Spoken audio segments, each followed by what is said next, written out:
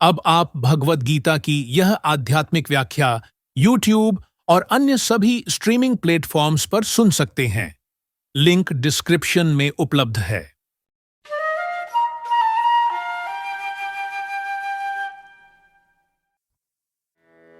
Shrimad Bhagavad Gita chapter 5 श्लोक 24।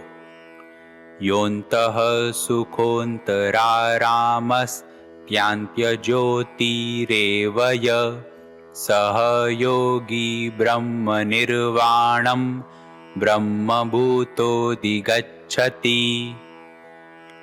देखो, वैसे तो ये डिफिकल्ट श्लोक है। अगर आप लोग इसको खुद से पढ़ोगे तो ये ज्यादा समझेगा नहीं, पर मैं इसको एकदम इजी वे में ब्रेक डाउन करता हूँ।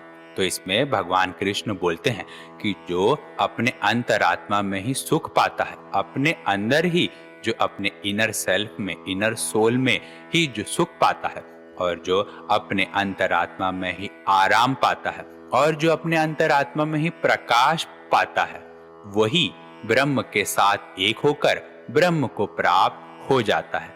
मतलब पहले भगवान बोलते हैं कि जो अपने अंदर ही सुख पाता है, ठीक है, मतलब उसने काम क्रोध को छोड़ दिया, ठीक है, उसने काम क्रोध का अंत कर दिया।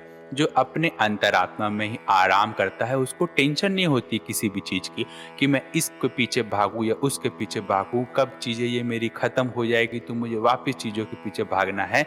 जो ये सब नहीं करता है वो ही अपने अंदर आराम पाता है। और तीसरा, जो अपने अंतरात्मा में ही प्रकाश पाता है।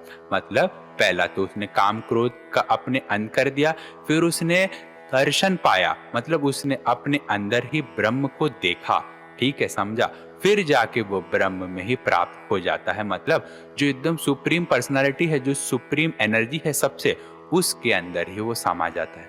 अभी इस श्लोक का ये मतलब नहीं कि सब कुछ छोड़ के हमें साधु सन्यासी बन जाना है, ठीक है, कर्म तो करना ही है। ये मैंने पहले के श्लोक से भी कहा है कि भगवान ने पहले भी कहा था कि कर्म किए बिना इंसान एक भी क्षण, एक भी सेकंड रह ही नहीं सकता है।